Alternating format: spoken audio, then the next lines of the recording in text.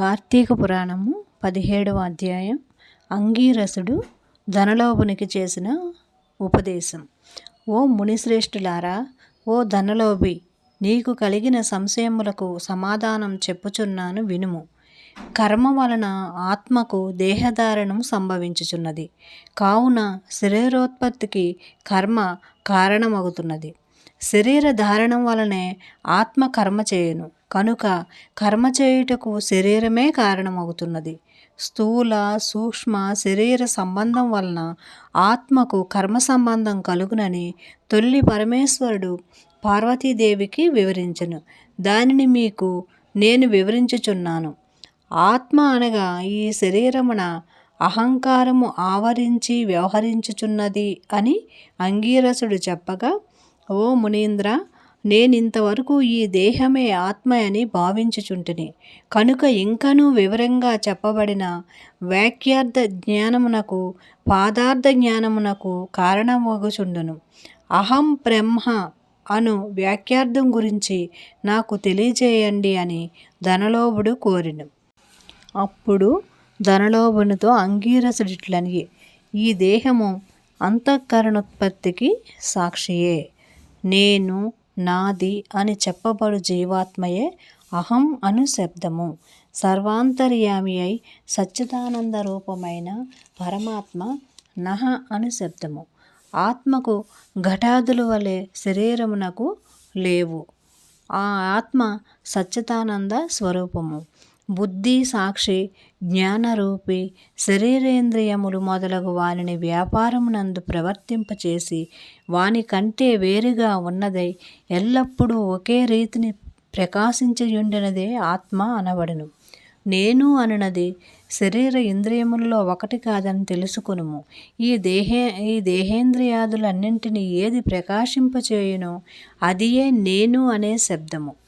అంచేత అస్థిరములగు శరీరేంద్రియములు కూడా నామరూపములతో నశించినవే గాక, అట్టి దేహమునకు జాగృత స్వప్న వ్యవస్థలందు సూక్ష్మాకార స్థూలాకార శరీరంబులను మూడింటి యందును నేను, నాది అని వ్యవహరించేదే ఆత్మ అని గ్రహించుకొనుము.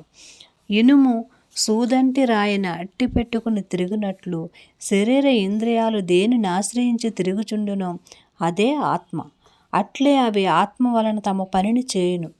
నిద్రలో శరీర ఇంద్రియములు సంబంధము లేక గాఢ నిద్రపోయి మేల్కొన్న తర్వాత నేను సుఖనిద్రపోతిని, సుఖంగా ఉంది అనుకున్నదే ఆత్మ. దీపం గాజు బుడ్డులో ఉండి ఆ గాజును ప్రకాశింపచేయునట్లే ఆత్మ కూడా దేహ ఇంద్రియాలను ప్రకాశింపచేయుచున్నది. ఆత్మ పరమాత్మ స్వరూపమొకటి వలన దానికి ధారాపుత్రాదులు ఇష్టమగుచున్నారు. అట్టి విశేష ప్రేమాస్పదమగు వస్తువేదో అదియే పరమాత్మ అని గ్రహింపుము. తత్వమసి మొదలైన వాక్యములందలి త్వం అనే పదానికి కించిజ్జత్వాది వశిష్టమందు జీవాత్మ అని అర్థం. తత్ అనే పదానికి సర్వజ్ఞ దిగుణాత్యావిష్టమైన సచ్చిదానంద స్వరూపమని అర్థం. తత్వమసి అనేది జీవాత్మ పరమాత్మల ఏకత్వమును బోధించును. ఈ రీతిగా సర్వజ్ఞత్వాది ధర్మములను వదిలివేయగా సచ్చిదానంద రూపం ఒక్కటియే నిల్చును. అది ఏ ఆత్మ. దేహ లక్షణములుండుట, జన్మించుట, పెరుగుట, క్షీణించుట, చచ్చుట మొదలైన 6 భాగములు శరీరానికి గాని ఆత్మకు లేవు. జ్ఞానస్వరూపమే సంపూర్ణత్వము. వేదములలో దేనికి సర్వజ్ఞత్వము, ఉపదేశత్వము, సంపూర్ణత్వము నిరూపించబడి ఉన్నదో అది ఆత్మ. ఒక కుండని చూసి ఆ మట్టితో కుండ చేసినదే అని ఏ విధంగా గ్రహింతుమో అటులనే ఒక దేహాంతర్యామియగు జీవాత్మ పరమాత్మ అని తెలుసుకును. జీవులచే కర్మఫలం అనుభవింపచేసేవాడు పరమేశ్వరుడనియు జీవులు కర్మ అనుభవింతురనియు తెలుసుకొనుము. అందువలన మానవుడు గుణసంపత్తు కలవాడై గురు శుశ్రూష మొనర్చి సంసార సంబంధమగు ఆశలన్నీ విడిచి విముక్తునందవలెను. మంచి పనులు తలచి చిత్తశుద్ధియు దానివలన భక్తి జ్ఞాన వైరాగ్యములు కలిగి ముక్తి పొందుదురు. అందువలన సత్కర్మానుష్ఠానము చేయవలెను. మంచి పనులు చేసినా గాని ముక్తి కలగదు అని అంగీరసుడు చెప్పగా ధనలోభుడు నమస్కరించి ఇట్లనియే, కార్తీక పురాణము 17వ అధ్యాయం సమాప్తం.